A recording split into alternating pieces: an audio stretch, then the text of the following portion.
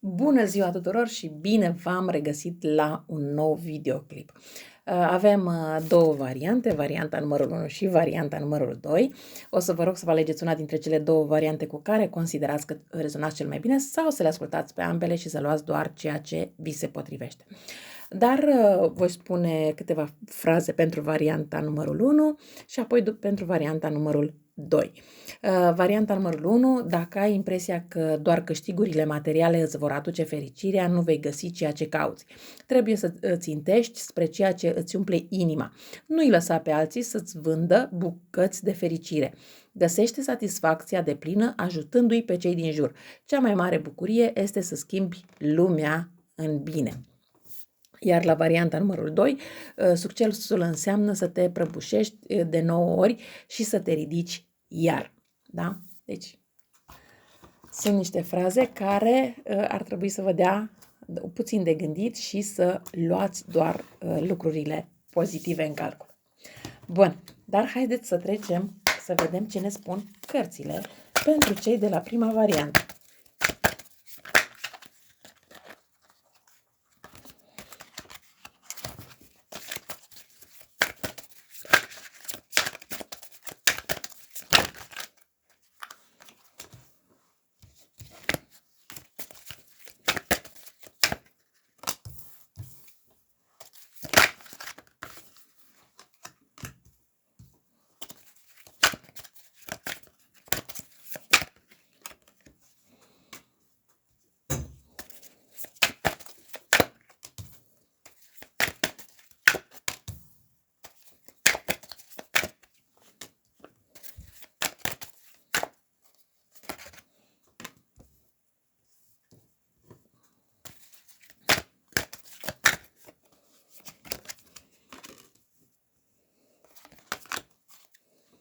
O să dau puțin la o parte ca să pun cărțile mai sus. Ok, hai să vedem.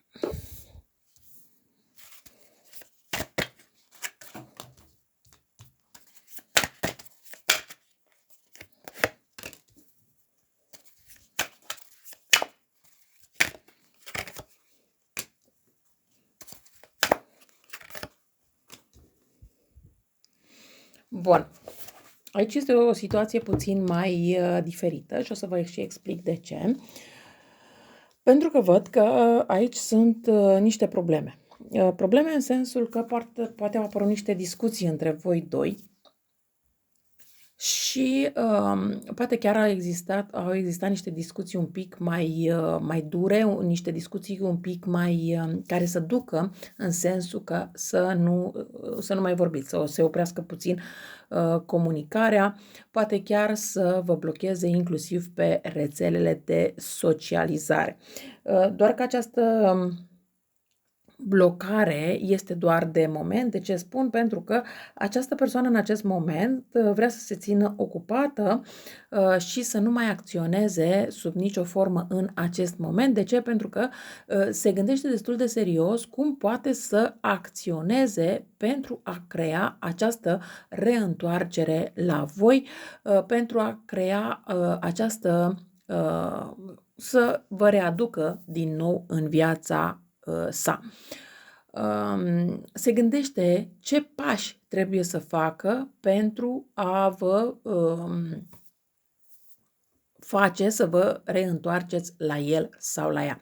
Aici vorbim despre persoane din zodia Leu, Balanță, Vărsător, Rac, Capricorn, Vărsător am spus, Fecioară, da? Bun. Ideea este că aici această persoană este destul de conștient sau conștientă de faptul că trebuie să schimbă totul din temelii. Nu este o situație care să meargă mai departe dacă nu schimbă lucrurile. Cred că acest lucru voi i l-ați comunicat acestei persoane, dar această persoană a refuzat să facă. Însă, acum, din disperare, din faptul că vă poate pierde definitiv, se gândește la aceste schimbări pe care trebuie să le facă, doar că nu face și pași în a schimba acele lucruri negative, cum ar fi poate zgârcenia, egoismul, critica sau poate chiar vorbele urâte, cine știe, ceva de acest gen, da? Încearcă și va încerca în perioada imediat următoare să țină lucrurile un pic sub control, adică nici să vă dea de înțeles că vă vrea înapoi în viața sa, dar nici să se despartă de voi definitiv. O să mai existe o oarecare comunicare între voi doi, chiar dacă acum sunteți blocate pe rețelele de socializare.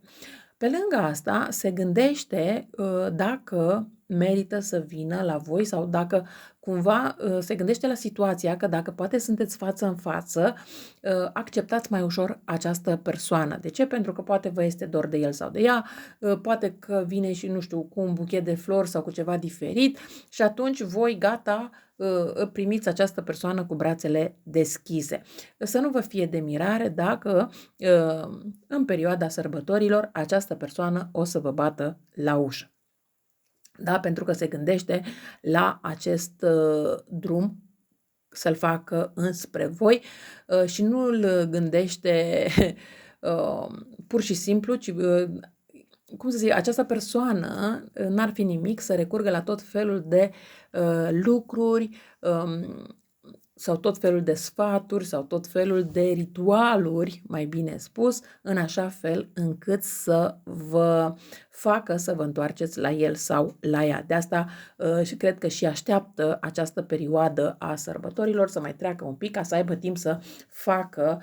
N-ar fi nimic exclus aici, să fi fost poate la un preot sau poate la nu știu, poate la cineva în tarot sau ceva de acest gen, încât să-i fi recomandat să facă un anumit sfat, să aștepte 5 săptămâni și după să ia legătura cu voi sau să vină în fața voastră, pentru că cumva sfatul sau ritualul pe care i l-a dat să-l facă trebuie făcut pe termen de 5 săptămâni și abia după aceste 5 săptămâni să ia legătura cu voi. Da? N-ar fi nimic exclus ca voi să vedeți, să sesizați niște schimbări. Nu știu, poate aveți o pisică care se comportă ciudat în perioada asta. Poate aveți un câine care se poartă ciudat. Poate aveți, adică din acel animal de companie iubitor și așa, să vedeți un animăluț care cumva parcă e împotriva voastră, ceva de acest gen. Sau să aveți în casă, iarăși, poate un copil sau poate cineva din familie care cumva până în acest moment ați fost cei mai buni prieteni, dar acum parcă e dușmanul vostru, da? Deci pentru că persoana respectivă recurge la astfel de lucruri încât să vă facă pe voi să vă reîntoarceți la el sau la ea. Sentimente din partea acestei persoane pentru voi, da, sunt sentimente, nu pot să spun că această persoană nu ține la voi deloc, are sentimente pentru voi, dar nu sunt acele sentimente încât să vă îl facă să fie mai responsabil sau mai responsabilă față de voi și față de relația voastră sau să ducă relația la un alt nivel.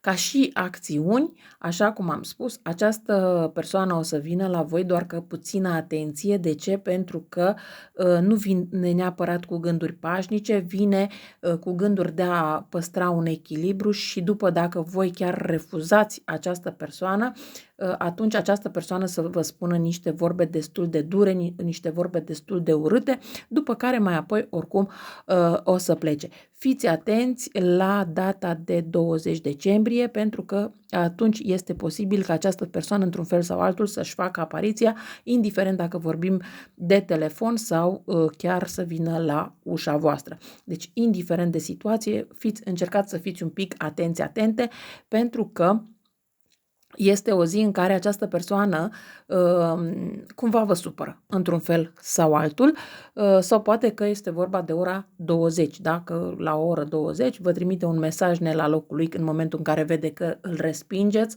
sau o respingeți. Această persoană, da, își dorește să rămână în viața voastră, dar consideră că nu trebuie să facă schimbările necesare, că dacă vreți să vă adaptați voi după el sau după ea, foarte bine, dacă nu, niciun fel de problemă. Dar nici este genul de persoană care nici nu vrea să renunțe la tine, pentru că știe, e destul de conștient sau conștientă de avantajele pe care le are datorită ție, plus că este și genul de persoană care nu vrea să rămână singur sau singură. Bun, cam atât am avut de spus pentru voi, la gânduri, sentimente, acțiuni. Să trecem și la cei de la varianta cu numărul 2. Să vedem și pentru cei de la varianta cu numărul 2.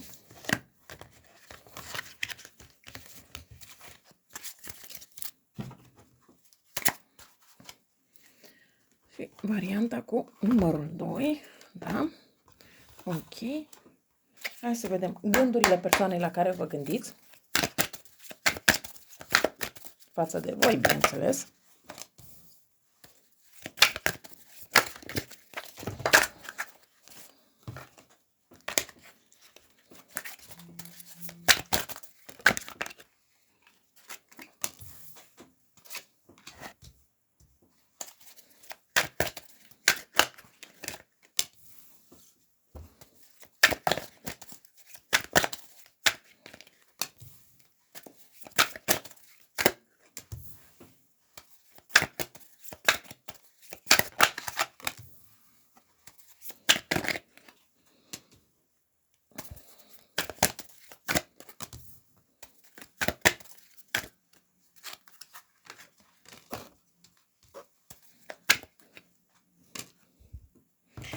Bun.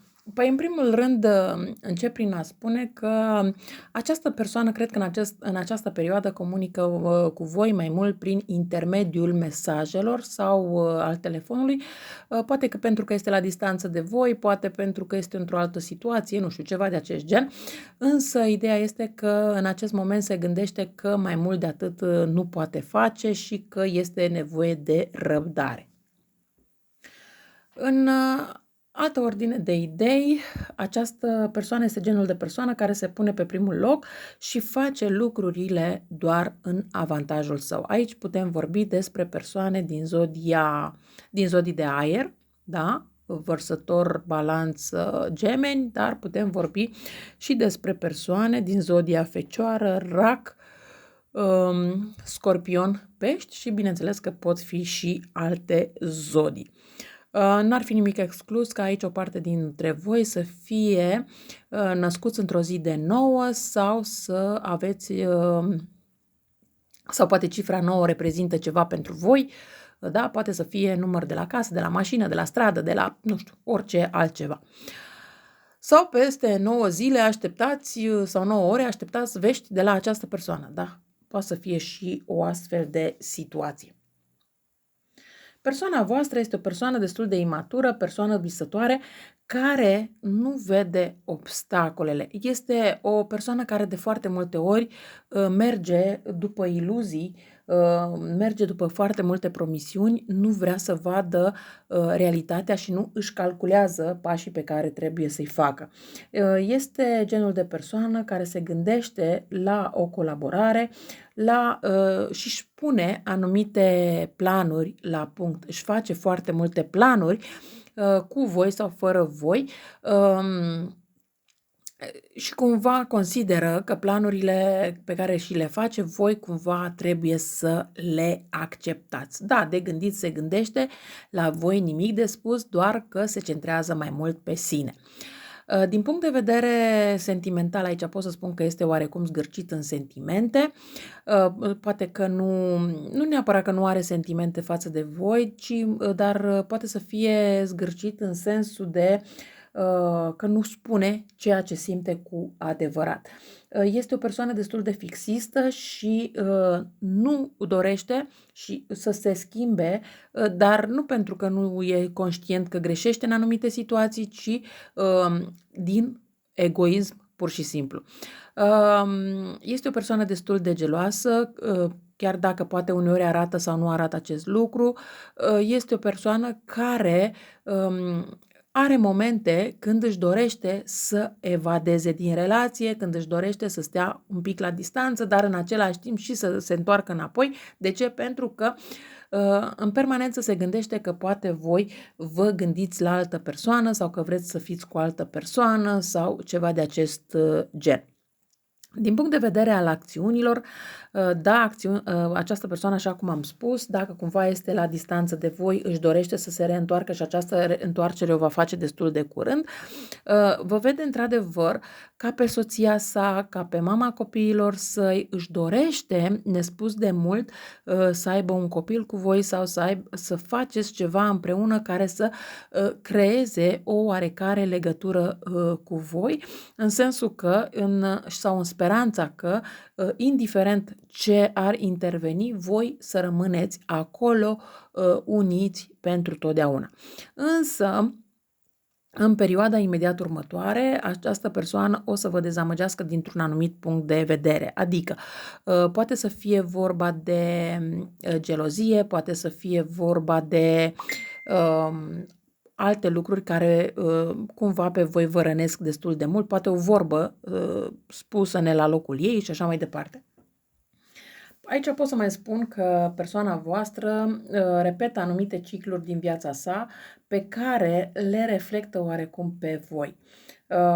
Această persoană nu cred că este în stare să iubească în adevăratul sens al cuvântului. Aici cred că vorbim despre o persoană care în trecutul său a fost, poate în copilărie, da? Nu s-a simțit suficient de apreciat și iubit, sau poate chiar în tinerețea sa. A suferit poate a pus prea multe sentimente într-o relație unde a fost dezamăgit. Este genul de persoană care se simte destul de rănit, a suferit în urma unei despărțiri sau poate fi vorba despre un accident, poate chiar a avut parte de un accident și în urma acelui accident persoana pe care a iubit-o l-a părăsit sau a părăsit-o și atunci are această frică că și în viitor oricare altă persoană în momentul în care dă de greu îl respinge sau o respinge sau și relația va duce la despărțire. Pentru că această persoană a fost lăsată să se simtă singură și îi este foarte greu acum să înțeleagă că poate întâlni într-adevăr o persoană corectă alături de care să fie împreună pentru o perioadă lungă de timp. În vremuri disperate, uneori puteți vedea că această persoană este mai nervoasă sau mai recalcitrantă și să nu înțelegeți de ce. Tocmai din acest motiv, pentru că consideră că atunci când are o problemă destul de gravă, dacă vă spune problema respectivă, poate că voi îi reproșați ceva persoanei respective și chiar vă despărțiți de el sau de ea.